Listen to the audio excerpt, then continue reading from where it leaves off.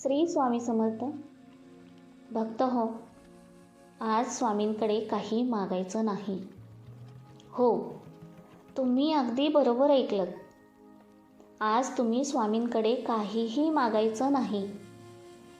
ना पैसा, ना सुख, ना यश, ना एखादी इच्छा पूर्ण होण्याची प्रार्थना.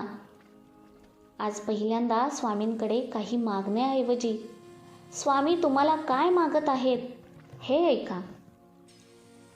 आणि मी खात्रीने सांगते, जेव्हा तुम्हाला कळेल की स्वामी तुमच्याकडून नेमकं काय मागत आहेत, तेव्हा तुम्ही काही क्षण शांत व्हाल. कारण ती गोष्ट तुमच्याकडे आहे, पण ती देणं कदाचित तुमच्यासाठी सगळ्यात कठीण आहे. म्हणून आजचा हा संदेश शेवटपर्यंत ऐका. कारण शेवटी मी तुम्हाला एक छोटासा प्रश्न विचारणार आहे आणि त्या प्रश्नाचं उत्तर फक्त तुम्हालाच द्यायचं आहे.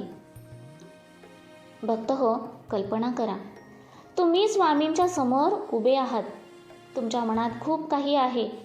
तुम्हाला स्वामींना खूप काही सांगायचं आहे. तुम्ही म्हणता, स्वामी माझं हे काम झालं पाहिजे. स्वामी माझी ही इच्छा पूर्ण झाली पाहिजे. स्वामी माझ्या घरात सुख आलं पाहिजे. स्वामी माझ्या आयुष्यातला हा त्रास संपला पाहिजे.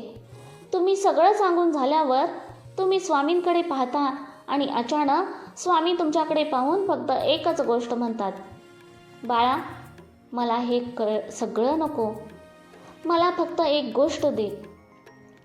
तुम्ही विचारता, स्वामी काय? आणि स्वामी म्हणतात, तुझ्या मनातली भीती मला दे बाळा. थांबा, हा शब्द पुन्हा ऐका. तुझ्या मनातील भीती मला दे बाळा. किती वेगळं आहे ना. आपण स्वामींकडे सगळं मागतो, पण स्वामी म्हणतात, तू तुझी भीती मला दे. कारण तुम्ही भीती मनात धरून ठेवली तर तुमच्या हातात आलेली संधीही तुम्हाला दिसणार नाही.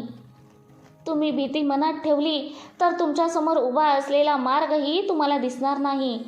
तुम्ही भीती मनात ठेवली तर तुमच्यातली ताकदही तुम्हाला जाणवणार नाही. म्हणून आज स्वामी तुमच्याकडून एकच गोष्ट मागत आहेत, तुमची भीती.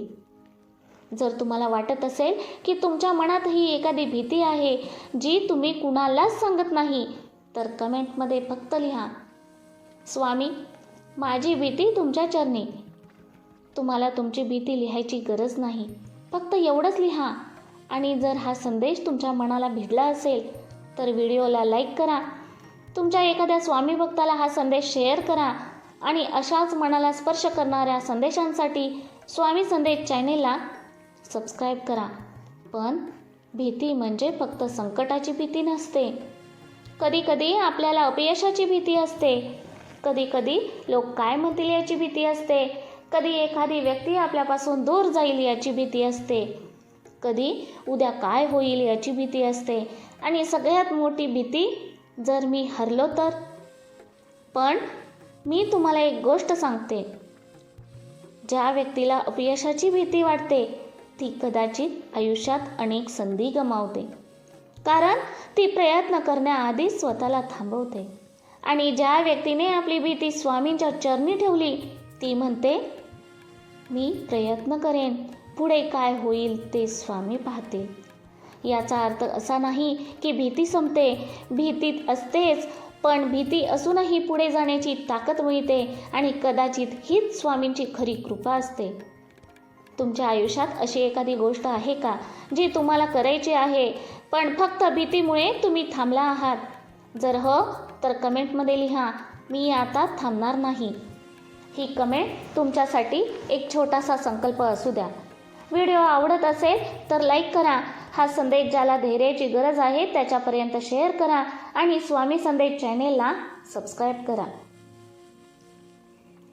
भक्त हो, आता एक गोष्ट लक्षात घ्या. तुमच्या आयुष्यातील सगळ्यात मोठा अडथळा कदाचित तुमच्या समोर नाही, तो कदाचित तुमच्या मनात आहे. तुम्ही म्हणता माझ्याकडे वेळ नाही. कदाचित तुम्हाला भीती वाटते की सुरुवात केली ना आणि अपयश आलं तर. तुम्ही म्हणता लोक माझ्यावर हसतील. कदाचित तुम्हाला लोकांच्या मनाची भीती वाटते. तुम्ही म्हणता माझं नशीबच खराब आहे. कदाचित तुम्ही पुन्हा एकदा प्रयत्न करण्याची हिंमत गमावली आहे. पण स्वामींचा संदेश असा आहे, तुमचं आयुष्य एका दिवसात बदलणार नाही, पण तुमचा एक निर्णय तुमचा पुढचा दिवस बदलू शकते. आज तुम्ही एक निर्णय घ्या. तुम्ही तुमच्या भीतीला तुमचं आयुष्य ठरवून देणार नाही. तुम्ही भीतीसोबत चालाल, पण तिच्या मागे चालणार नाही. तुम्ही पुढे चालाल आणि तुमच्या मनात स्वामींचं नाव असेल. जर तुम्ही हा निर्णय घेत असाल तर कमेंटमध्ये लिहा, स्वामींच्या नावाने सुरुवात. तुमची ही कमेंट पाहून इतर भक्तांनाही प्रेरणा मिळू द्या.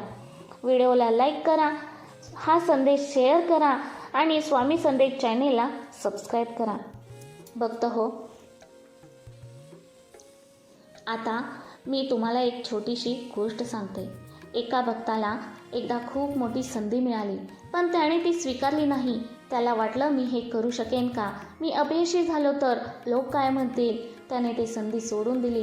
काही दिवसांनी तो स्वामींच्या मंदिरात गेला, स्वामींच्या चरणी बसला आणि म्हणाला, स्वामी, माझं नशीबच खराब आहे. तेव्हा त्याच्या मनात एक विचार आला, संधी तुझ्या दारात आली होती, पण तू दार उघडलंच नाहीस. तो भक्त शांत झाला. त्याला जाणवलं, नशिबाने त्याला थांबवलं नव्हतं, त्याच्या भीतीने त्याला थांबवलं होतं. आणि तेव्हापासून त्याने एक नियम केला. भीती वाटली की निर्णय घेण्याआधी स्वामींचं नाव घ्यायचं. भीती गेली तर पुढे जायचं आणि भीती राहिली तर एक पाऊल पुढे टाकायचं. कारण त्याला समजलं होतं, धैर्य म्हणजे भीती नसणं नाही, भीती असतानाही पुढे जाणं म्हणजेच धैर्य. जर तुम्हाला ही गोष्ट तुमच्या आयुष्यासारखी वाटत असेल तर कमेंटमध्ये लिहा, मला माझी संधी ओळखायची आहे.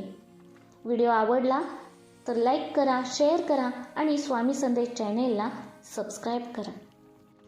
भक्त हो, मी सुरुवातीला तुम्हाला विचारलं होतं, स्वामी तुमच्याकडून आज फक्त एकच गोष्ट मागत आहेत, पण ती तुम्ही देऊ शकाल का? आता तुम्हाला उत्तर माहीत आहे. स्वामी तुमच्याकडून तुमचा पैसा मागत नाही, यश मागत नाहीत, संपत्ती मागत नाहीत. ते फक्त म्हणतात, बाळा, तुझ्या मनातील भीती मला दे. कारण तुम्ही भीती मला दिलीत तर तुमच्या हातात धैर्य उरेल. तुम्ही चिंता मला दिलीत तर तुमच्या मनात विश्वास उरेल. तुम्ही तुमचं ओझं मला दिलं तर तुमच्याकडे पुढे चालण्यासाठी जागा उरेल. आणि कदाचित आज तुम्हाला याच गोष्टीची गरज आहे. तुम्हाला अजून काही मिळवायचं नाही, तुम्हाला आधी काहीतरी सोडायचं आहे.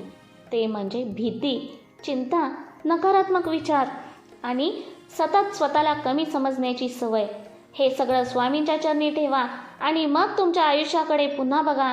तुम्हाला कदाचित जाणवेल, तुम्ही ज्या दरवाजासमोर इतके दिवस उभे होतात त्याची किल्ली तुमच्या हातातच होती. फक्त तुम्ही भीतीमुळे कुलूप उघडलं नव्हतं. आज स्वामींचं नाव घ्या आणि ती किल्ली फिरवा. दरवाजा उघडेल की नाही हे आज माहीत नसेल, पण दरवाजासमोर आयुष्यभर उभं राहण्यापेक्षा एकदा तो उघडण्याचा प्रयत्न करणं नक्कीच चांगलं आहे. भक्त हो, जर तुम्ही आज तुमच्या भीतीला मागे ठेवून एक पाऊल पुढे टाकणार असाल तर शेवटची कमेंट करा, स्वामींच्या नावाने मी पुढे चाललोय.